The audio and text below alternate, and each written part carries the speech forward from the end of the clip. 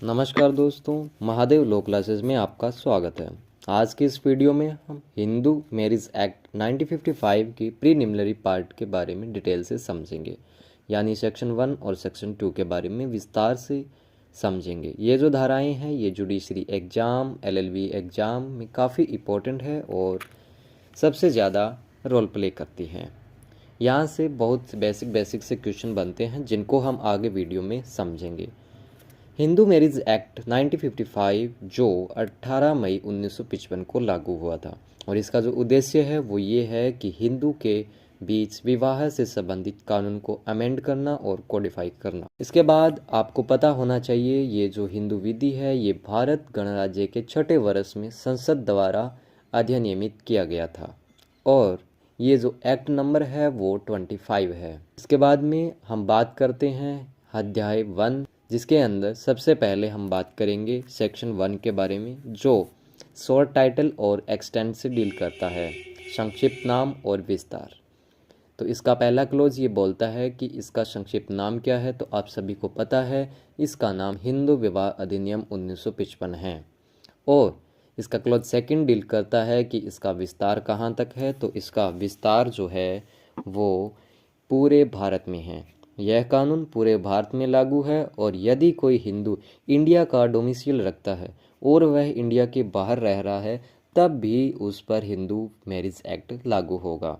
Example, अगर कोई हिंदू व्यक्ति इंडिया का डोमिसाइल रखता है और उसकी शादी विदेश में होती है तो भी हिंदू मैरिज एक्ट उस पर लागू होगा। उसके बाद में सेक्शन 2 डील करता है एप्लीकेशन ऑफ एक्ट, यानी कि ये जो एक्ट है इसका कहाँ पर ये लागू होता है, किस पे ये लागू होता है। तो इसका क्लॉज फर्स्ट है, उसके अंदर काफ़ी पॉइंट दिए हुए हैं, उसके बारे में हम चर्चा करते हैं। तो ए पॉइंट है, उसमें ये कहा गया है कि यह एक्ट हिंदू, वीरशैव, लिंगायत, ब्रह्म समाज, प्रार्थना समाज या आर्य समाज के जो अनुयायी हैं वो इसके अंदर आते हैं। उसके बाद में बी है, बी पॉइंट में ये बोलता है कि ये जो एक्ट है वो ऐसे व्यक्तियों पे लागू होता है जो धर्म से जैन, बुद्ध या सिख हो, यानी ऊपर जो हमने कैटेगरी बताई थी आपको उस पे भी लागू होता है और ये जो ख नंबर है उस पे भी, ये जो 3 धर्म है उस पे भी ये लागू होता है। इसके बाद में जो सी पॉइंट है वो रेजिडुअल क्लॉज है, बहुत ही इंपॉर्टेंट है। इसके अंदर पता चलता है कि ये किन पे लागू नहीं होता। तो ये जो एक्ट है वो मुस्लिम, क्रिश्चियन, फारसी और जैव जो धर्म के व्यक्ति हैं उन पे ये लागू नहीं होता।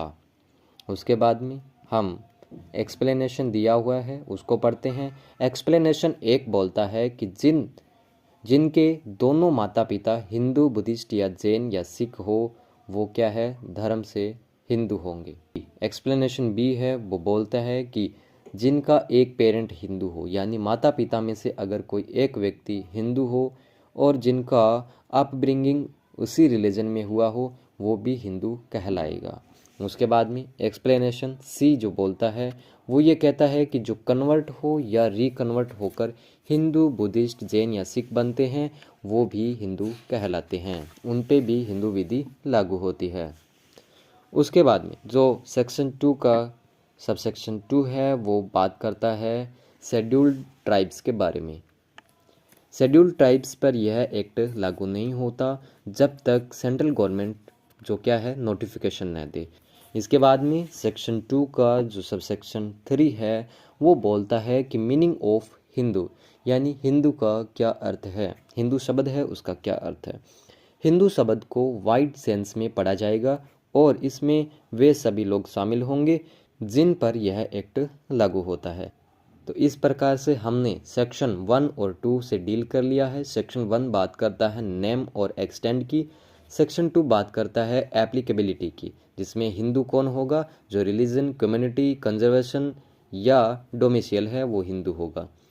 अगर आप चाहते हैं कि हिंदू मैरिज एक्ट की बाकी धाराएं भी इसी तरह जुडिशरी ओरिएंटेड हिंदी में समझाई जाए तो हमारे चैनल को सब्सक्राइब करें और कमेंट में बताइए कि अगली धारा कौन सी होगी।